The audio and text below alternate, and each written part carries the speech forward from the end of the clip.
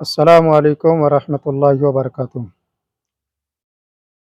রোজা ইফতারের সময়ে অর্থাৎ ইফতারের আগে মুহূর্ত কত গুরুত্বপূর্ণ একটি সময়, যা রাসূলুল্লাহ সাল্লাল্লাহু আলাইহি ওয়াসাল্লামের হাদিসের ভাষায় বোঝা যায়। রাসূল সাল্লাল্লাহু আলাইহি ওয়াসাল্লাম বলেছেন, ইন্না লিল্লাহি ইনদা কুল্লি ফিতরাতিন উতাকাআ ওয়া যালিকা ফি কুল্লি লাইলাতিন। রাসূলুল্লাহ সাল্লাল্লাহু আলাইহি ওয়াসাল্লাম বলছেন, প্রত্যেক ইফতারের সময় এবং প্রত্যেক রাত্রে আল্লাহ সুবহানাহু ওয়া তাআলা অসংখ্য মানুষকে জাহান্নাম থেকে মুক্ত করে দেন। সুবহানাল্লাহি ওয়া বিহামদিহি। আমরা এত হতভাগা যে এই মুহূর্তে ইফতার নিয়ে না বসে আমরা বিভিন্ন জায়গায় মানুষের সঙ্গে গল্প গুজব করে সময়কে অপচয় করি।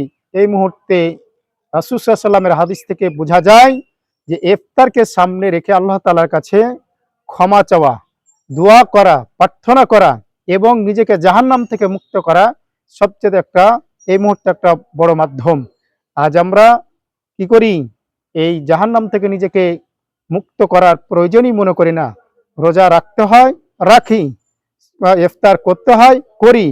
কিন্তু যে নিজেকে জাহান্নাম থেকে এই যে বড় একটা মাধ্যম রমজানের মাস, এটা মানুষের জন্য সুবর্ণ একটা সুযোগ। এই সুবর্ণ সুযোগকে আমরা আজকে কাজে লাগাতে পারি না এবং প্রত্যেক রাতে অসংখ্য মানুষকে জাহান্নাম থেকে আল্লাহ সুবহানাহু ওয়া তাআলা জালিকা ফি কুল্লি লাইলাতিন, প্রত্যেক রাত্রে মানুষকে জাহান্নাম থেকে মুক্ত করে দেন। আজকে আমরা জাহান্নাম থেকে নিজেকে মুক্ত করতে চাই না, আমাদের পাপের কথা স্মরণ করি না। তাই পরিশেষে আল্লাহ তাআলার কাছে দোয়া করব, হে আল্লাহ রাব্বুল আলামিন, তুমি আমার প্রত্যেক মুসলিম উম্মাহকে এই হাদিসের উপর আমল করার এবং সঠিকভাবে যেন আমরা আমাদের পাপের কথা স্মরণ করে তোমার কাছে ফরিয়াদ করে নিজেকে জাহান্নাম থেকে মুক্ত করতে পারি। আল্লাহ তুমি সে তৌফিক দান করো। আমিন।